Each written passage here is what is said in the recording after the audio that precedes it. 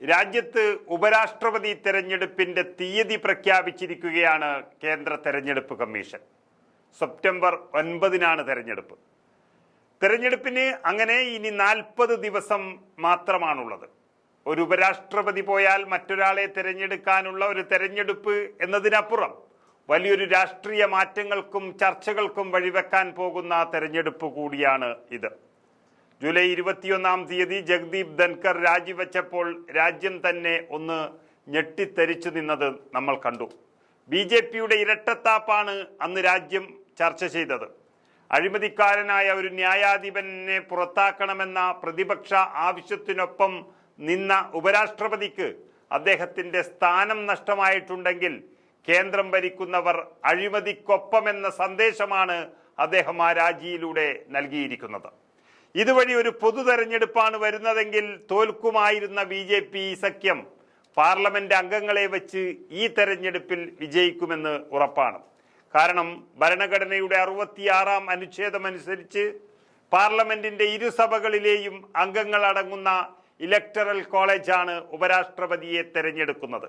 അതായത് രാജ്യസഭയിലെയും ലോകസഭയിലെയും MP-മാർക്ക് വോട്ട് ഉണ്ട് എന്നർത്ഥം.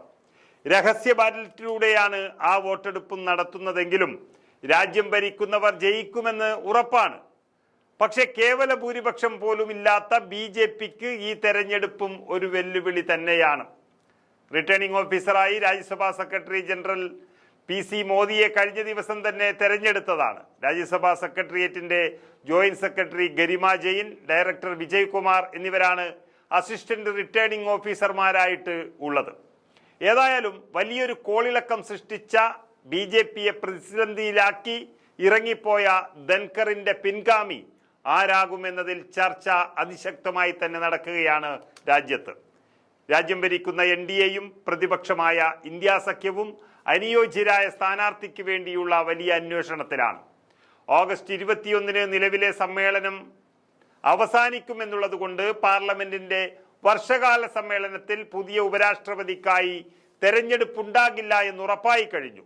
അതുകൊണ്ട് പാർലമെന്റ് സമ്മേളനത്തിന് ഇടക്ക് നടക്കുന്ന ചില രഹസ്യ നീക്കങ്ങളായിരിക്കും ഈ സ്ഥാനാർത്ഥികളെ ഇനി കണ്ടെത്താൻ പോകുന്നത്. അവിടെയാണ് കേരളത്തിലെ MP ശശി തരൂറിന്റെ സാധ്യതകൾ ചർച്ചയാകുന്നത്. ഉപരാഷ്ട്രപതി രാജിവെച്ച ആദ്യ ദിവസം തന്നെ ശശി തരൂർ ആയിരിക്കും സ്ഥാനാർത്ഥി എന്ന് എല്ലാ മാധ്യമങ്ങളും ചർച്ച ചെയ്തു. NDA അല്ലെങ്കിൽ മോദി അദ്ദേഹത്തെ പിന്തുണയ്ക്കുമെന്ന് എല്ലാവരും വാർത്ത കൊടുത്തു. എന്നാൽ ആ നീക്കം BJP ഉപേക്ഷിച്ച മട്ടാണുള്ളത്. അതുപ്രകാരം ശശി തരൂർ ഒരു BJP RSS വിരുദ്ധനാണ്. അടുത്ത കാലത്ത് കോൺഗ്രസ് നേതൃത്വത്തോട് വന്നിട്ടുള്ള എതിർപ്പും നരേന്ദ്രമോദിയോട് വന്നിട്ടുള്ള സ്നേഹവും മാത്രമാണ് അദ്ദേഹത്തെ പരിഗണിക്കാമെന്ന വാർത്തയ്ക്ക് പിന്നിലുള്ളത്. അദ്ദേഹം എഴുതിയ പുസ്തകങ്ങളെല്ലാം RSSനും BJPക്കും എതിരായിരുന്നു.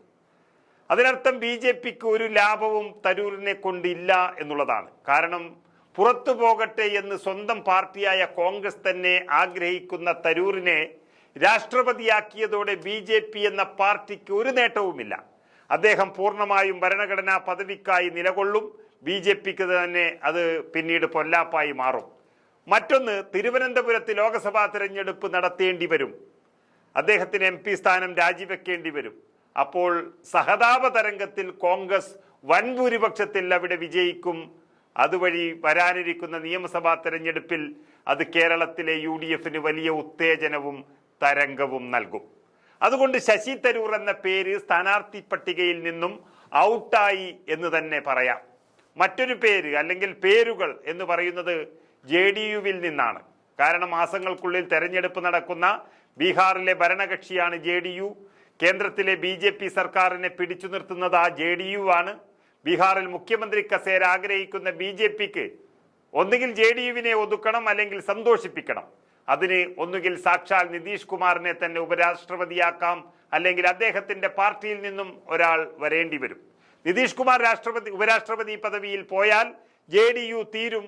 വേറൊരാളായാൽ BJPക്ക് JDUവിനെ ഒതുക്കി അങ്ങനെ കൊണ്ടുപോകാം. ഇവരൊന്നുമല്ല സ്ഥാനാർത്ഥി എന്നതും ഒരു പക്ഷെ വരാം. ഏതായാലും 40 ദിവസം കൊണ്ട് വലിയ രാഷ്ട്രീയ നീക്കങ്ങൾക്കാണ് രാജ്യം കാത്തുനിൽക്കുന്നത്.